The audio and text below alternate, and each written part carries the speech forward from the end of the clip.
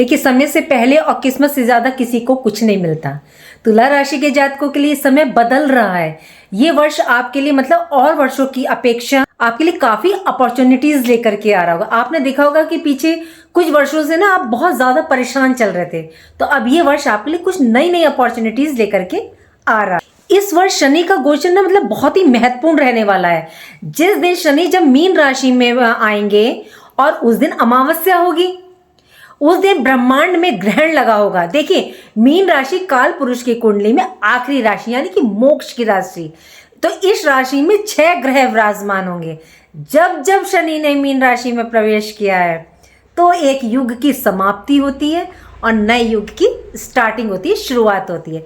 देश विदेश संसार में मतलब काफी उतार चढ़ाव देखने को मिलते हैं। देखिए, व्यक्ति पर क्या असर पड़ेगा वो उसकी राशि पर डिपेंड करता है, उसके ग्रह गोचर पर। देखिए, देश विदेश में वाकई में हलचल होने वाली, आप स्वयं देखेंगे इस वर्ष।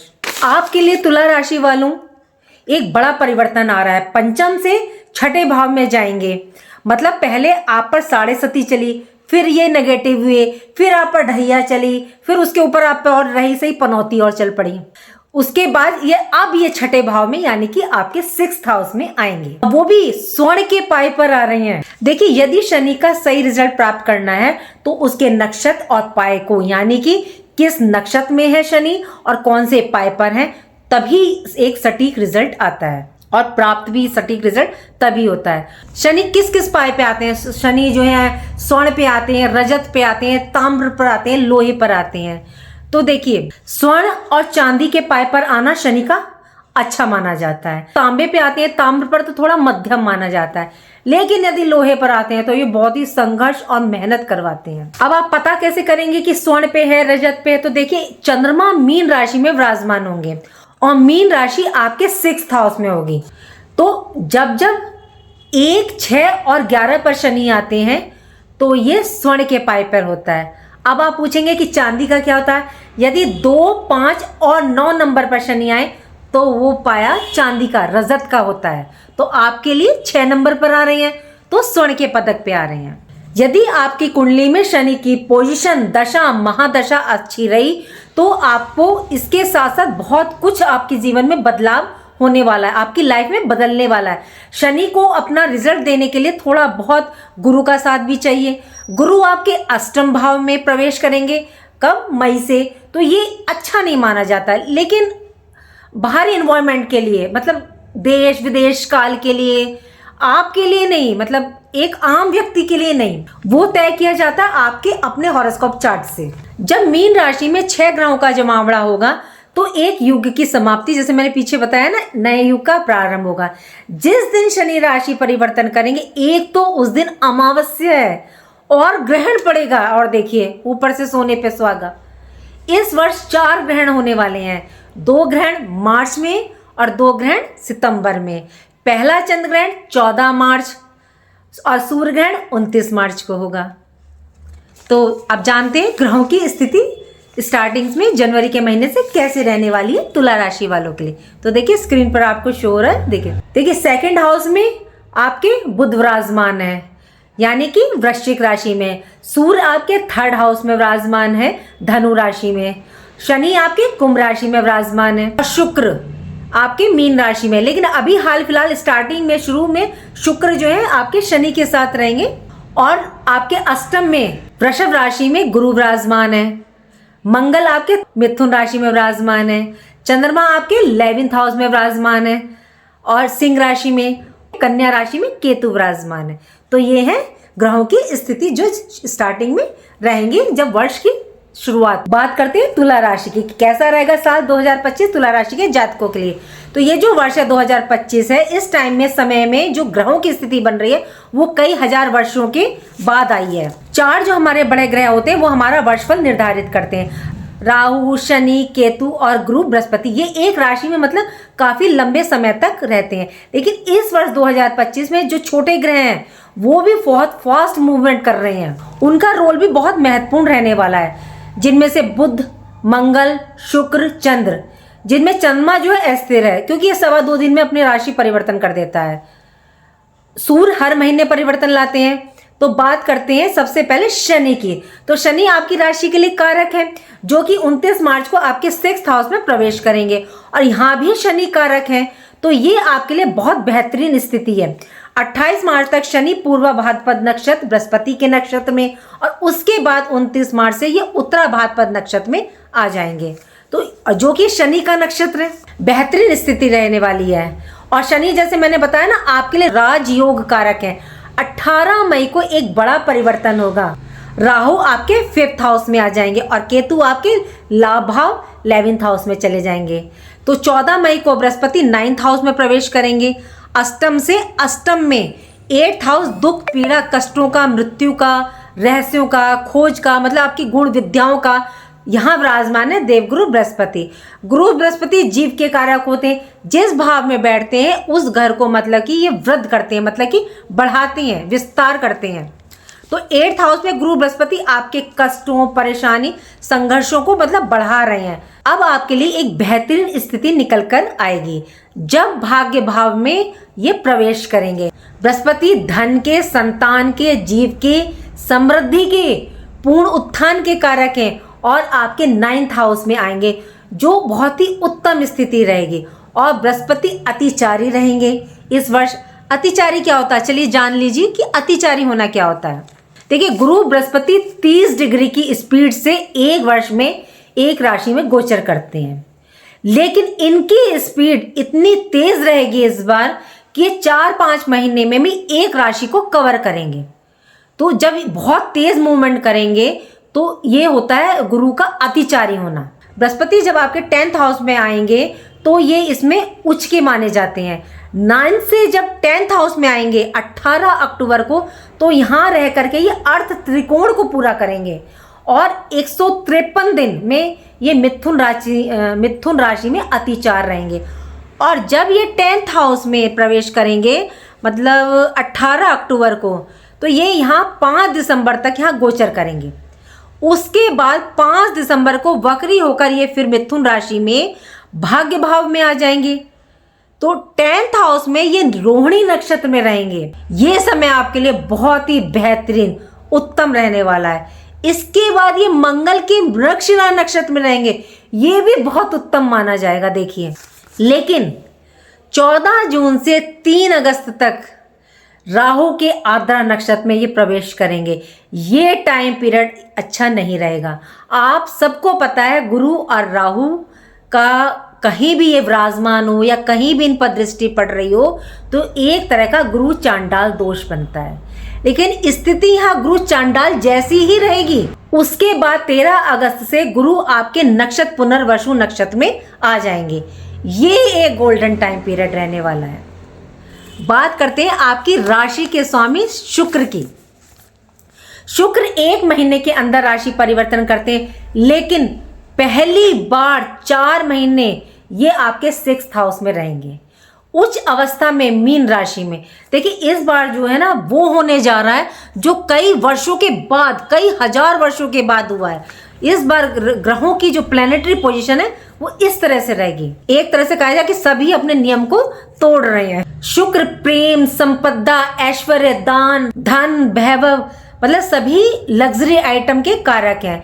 28 जनवरी से 21 मई तक ये उच्च अवस्था में रहकर आपको श्रेष्ठ फल प्रदान करेंगे। 21 मई को जब ये आपके 7th हाउस में प्रवेश करेंगे, यहाँ तो शुक्र कारक है 7th भाव में, ये भी एक बहुत उत्तम अवस्था है आपकी, ठीक समय है। बात करें मंगल की, तो मंगल आपके धनेश 2nd हाउस के स्वामी होकर के आपके कैरियर भाव मतलब कि कर्म स्थान में 4-4.5 महीने तक रहने वाले हैं। मंगल की गति भी काफी तीव्र होती है, मतलब ये फास्ट मूविंग प्लेनेट है। 10th हाउस में दिशा बली होते हैं, यहाँ ये मंगल अपना उच्च का जैसा रिजल्ट देते हैं। बुध का गोचर भी 4 महीने मतलब आपके एक ही राशि में रहेंगे। ये भी बहुत फास्ट तीव्र मूवमेंट करते हैं। ये वर्ष हर वर्ष की अपेक्षा कुछ मतलब अलग रहेगा। जैसे अभी बताया ना मुझे, ये स्थिति 5000 वर्ष पूर्व सेम ये स्थिति ग्रहों की निर्मित हुई थी महाभारत काल में। गुरु बृहस्पति 7 राशियों पर अतिचारी हुए थे।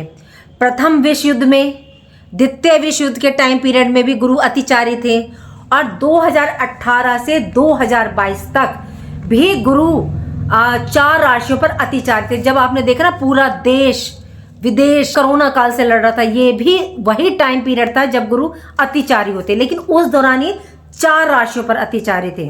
अब सेम कंडीशन 2025 में भी निर्मित होगी, जो देश विदेश के लिए ठीक नहीं होती है, लेकिन मेन ये जल तत्व पर ज्यादा प्रभाव डालेगी। क्यों? क्योंकि मीन राशि जो है वो जलीय तत्व राशि है। युद्ध के बढ़ने की स्थिति डेफिनेटली होगी। प्रोटेस्ट इस दौरान आपको ज्यादा देखने को मिलेंगे। लेकिन हम राशियों के आधार पर देखें तो हर राशि के जातकों पर एक जैसा फल नहीं रहेगा। किसी राशि के लिए तो उत्तम रहेगा और किसी के लिए मध्यम रहेगा, किसी के लिए निम्न भी रहेगा। तुला राशि के लिए लेकिन अच्छा रहने वाला है, क्योंकि बताया ना वैसे भी शनि आपके स्वर्ण के पाए पर आ रहे हैं। देखिए हर परिस्थिति 2 आईने दिखाती है, एक उसका अच्छा पार्ट और एक उसका खराब पार्ट। सेम यही कंडीशन 2025 में देखने को मिलेगी। इस समय बृहस्पति की अतिचारी होने का प्रभाव आपके 9th हाउस और 10th हाउस में रहने वाला है। जैसा मैंने बताया ना, ये 4 ग्रह डिसाइड करते हैं आपका वर्ष कैसा रहने वाला है। तो बात शुरू करते हैं शनि से, क्योंकि ये एक बहुत बड़ा परिवर्तन है। 29 मार्च को शनि आपके 6th हाउस में प्रवेश करेंगे और यहाँ शनि कारक होते हैं, और उस दिन आपको याद रखना है कि मावस भी है और ग्रहण भी पड़ रहा है। थोड़ा सा केयरफुल भी रहना है। वो किस लिए रहना है वो मैं अभी आपको बताती हूँ। ये घर किस चीज का होता है? आपके रोग, ऋण, शत्रु का, कॉम्पिटिटिव एग्जाम का। तो शनि यहाँ आकर प्रबल शत्रुहंता योग बना रहे हैं, तो शत्रुओं को तो खत्म करेंगे। आपके रोग जो काफी टाइम से आप परेशान थे, दवाई नहीं लग रही थी, उससे अब छुटकारा दिलवाएंगे। देखिए शनि रिजल्ट देते हैं, वो एकदम क्विक अचानक से नहीं देते हैं, डिले करते हैं रिजल्ट देने में, लेकिन जब देते हैं तो एकदम एक्यूरेट और परमानेंट देते हैं। काफी लंबे टाइम से आप पर जो ऋण लोन चला रहा था उनसे छुटकारा दिलवाएंगे। और साथ ही शुक्र भी 4 महीने शनि के साथ विराजमान रहेंगे, तो ये शुक्र और शनि का मेल योग बहुत ही श्रेष्ठ रहने वाला है मीन राशि में। देखिए ध्यान यहाँ रखना है कि यदि आप किसी मेन डॉक्यूमेंट्स पे पेपर पे साइन कर रहे हैं या कोई चीज खरीद रहे हैं, ले रहे हैं, तो उस टाइम थोड़ा सा ध्यान रख करके चलना होगा आपको। मतलब कि वैसे तो अगर कोई मेन डिसीजन इस दौरान ना लें तो बहुत बेस्ट है, जब ग्रहण का असर रहता है उस दौरान। चलिए बात करते हैं शनि की दृष्टियों की। तो शनि की तीसरी दृष्टि आपके अष्टम भाव पर, अष्टम भाव से आपके जीवन का अंत समय मतलब मृत्यु आयु का होता है। तो शनि की 8th हाउस अष्टम पर दृष्टि ज्यादा अच्छी तो नहीं होती, किंतु 8th हाउस में वृषभ राशि विराजमान है, तो यहाँ इनकी दृष्टि आयु को बढ़ाने का काम करेगी। जितनी भी खोज, रिसर्च, आर्कोलॉजी और पेट्रोलियम या जमीन के नीचे जितने भी मेटल्स होते हैं, इंश्योरेंस, स्टॉक मार्केट से आपको लाभ मिलेगा।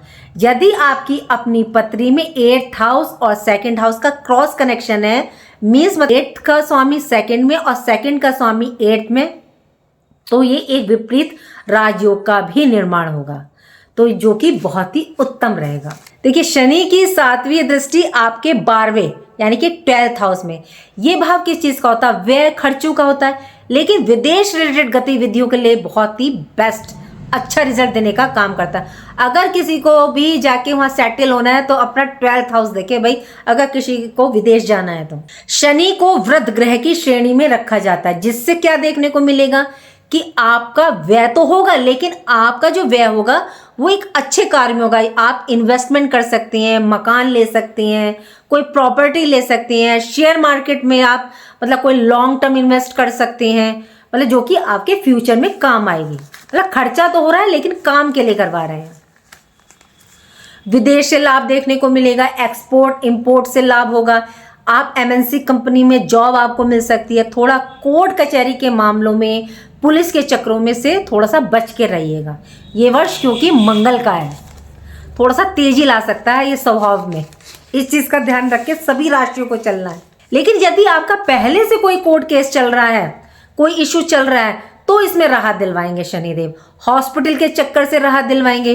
बात करते हैं शनि की 10वीं दृष्टि की, जो कि आपके 3rd हाउस पराक्रम भाव पर, यह भाव मेहनत परिश्रम का, तो यहाँ शनि की दृष्टि आपसे जबरदस्त मेहनत परिश्रम करवाएगी, लेकिन रिजल्ट भी लाजवाब देगी। क्यों? क्योंकि 9th हाउस में गुरु बृहस्पति दोनों घरों की दृष्टि एक दूसरे पर और ऊपर से गुरु अतिचारी मतलब तेज गति से रहेंगे, तो आपको अपने कार्य करने की गति में मतलब स्पीड लानी होगी। कैसे? आप अपनी सोच में, थॉट प्रोसेस में, अपने कार्य करने की गति में तेजी लाएंगे, तभी आपको रिजल्ट देखने को मिलेगा, नहीं तो आप पीछे रह जाएंगे। क्यों? क्योंकि गुरु बहुत अतिचारी रहेंगे उस दौरान। चलिए बात करते हैं शुक्र की। तो शुक्र की दृष्टि में संजीवनी होती है और ये उच्च होकर विराजमान रहेंगे 4 महीने के लिए 6th हाउस में, और 6th हाउस की पूर्ण दृष्टि 12th हाउस पर, शुक्र की दृष्टि 12th हाउस पर। 12th हाउस आप जानते हैं, जैसे अभी बताया ना कि 12th हाउस व्यय का भाव होता है, विदेश रिलेटेड गतिविधियों का होता है, तो विदेश संबंधी सारे कार्य आपके बनेंगे। 12th हाउस में शुक्र का होना और दृष्टि का पड़ना अच्छा माना जाता है, लेकिन व्यय तो शुक्र भी करवाते हैं, लग्जरी आइटमों पर ही करवाते हैं, लेकिन आपके ऐशो आराम संबंधित चीजों पर, मतलब आप मकान, वाहन पर खर्च करेंगे या इन्वेस्टमेंट कर सकते हैं। शुक्र की बेस्ट पोजीशन आपकी मैरिड लाइफ और सैया शुक्र को अच्छा करेगी।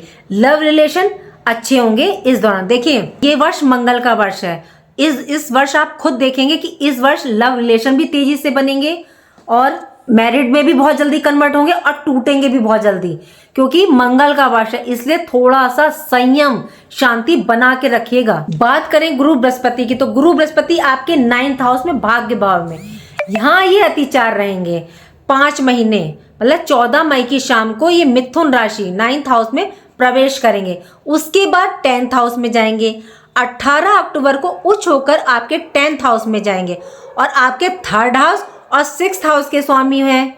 जब 10th हाउस में रहेंगे तो अर्थ त्रिकोण को पूरा करेंगे और ये आपकी फाइनेंशियल स्थिति के लिए, धन की स्थिति के लिए बेहतरीन उत्तम रहने वाला है। 9th हाउस में विराजमान गुरु 3रे भाव और 6ठे भाव के स्वामी हैं, 9वें भाव में कारक हैं और पंचम में भी कारक माने जाते हैं गुरु बृहस्पति।